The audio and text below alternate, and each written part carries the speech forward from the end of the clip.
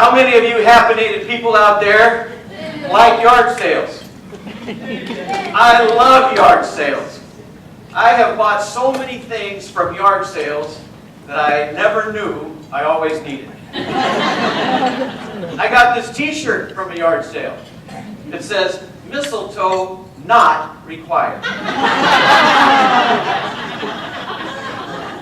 I once found a small cremation urn shaped like a little beer keg. Had to have it, bought it from my Uncle Irv. Now he keeps my Aunt Ann in the refrigerator next to the real beer keg. There are probably some things that we should not buy at a yard sale. Used mattresses, secondhand underwear, and toothbrushes top of the list. And parasails. I learned that last one the hard way. Some years ago, at a yard sale, saw a blue tarp spread out on a dead lawn. Next to the piles of underwear and bags of toothbrushes was a bright red duffel bag. Caught my eye. I asked the guy, "What's in the duffel bag?" He says, "My son, that's a parasail." Parasail? What's that? He says, "That's a parachute. Hook it up to a ski boat, strap yourself in, ski boat's bullshit, you go up in the air and fly around." I said, "That sounds like a lot of fun. How much for that parasail?" He says, "Today I have a deal. I got it from a friend of mine who owed me money. He paid $1,500 for that parasail. He never used it. I've never used it, so I'm selling it today for $200. $200 for a $1,500 parasail? I never knew I always needed one of those." That's a good line. "You got any directions?" He says, "No, never used the thing. Don't have any directions." I said, "Well, it can't be that hard. I'll take it." About 3 weeks later, my wife and friends were at the lake. We got this thing tied up to his boat that he bought at a yard sale. In fact, we painted right on the back, "Yard Sale." Now, this barely used parasail turns out to be a 1969 Vietnam-era round army parachute that has some slots cut in it to let the air through, and about 300-400 feet of nylon ski rope line. And I'm the crash test dummy. I'm strapped into this thing. I got one buddy over here holding up this end of the chute, another buddy over here holding out this end of the chute. And the plan is, idle out the slack, and when I say go, ease me up into the air. So that's what we did. Took out the slack, eased me right into the lake. Just about drowned me. The same exact thing happened on the second try and the third. By then, we're gathering a crowd.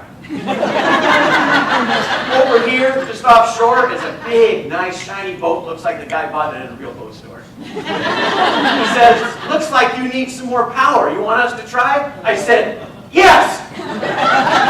So we hook up to his boat, and I said, "Okay, that easing out thing, scrap that idea, didn't work. This time, after you take out the slack, I say, hit it, get it, everything you got." So that's what we did. Idled out the slack, 3 steps, and I'm up in the air. This thing's pulling hard. I'm climbing fast. I'm holding on to this thing for dear life, and I'm squealing like a little girl.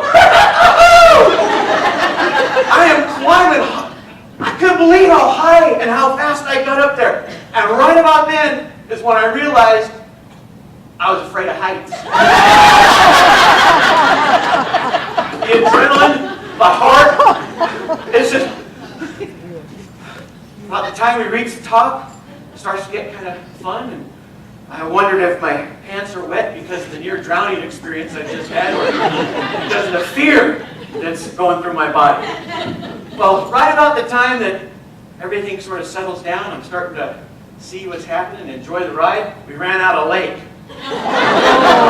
And the results were the boat needed to turn, and that put slack in the line, and the wind shifted, and what happened is the parasail just collapsed. And I'm falling out of the air, squealing like a little girl again. Ah! Sheer terror. Now, if you've ever had a near-death experience, you know that in those kind of situations, everything slows down, goes into slow motion. And that's exactly what happened. As I'm falling, I could see the people in the boat. I could hear hear their voices. He's falling, he's more power. And I hear the of the engine, and it takes out the slack and it fills the parachute up with air, flings me up in the air, and I'm flinging like a little rag doll into this thing. But I don't have any springs left, so I can just go. Finally, right about then, when I realized we hadn't really discussed how to land it. I've later learned that you just cut the engine and float smoothly into the water. But we didn't know that then. So they were going about 20 when I hit the water and went in like a torpedo. And the boat's pulling me one way, the parachute's behind, filling up with water, tugging me back. I think I'm going to drown. I reach up and I grab a hold of these little quick disc that pops me loose and I pop up to the top. Now, I've been swimming since I was a little kid. But right then, I forgot how. All I could do was pop get to the shore. My wife finds me. She goes, "Are you okay? Are you okay?" That scared the crap out of me. And if any of y'all aren't doing anything Saturday, we're having a yard sale.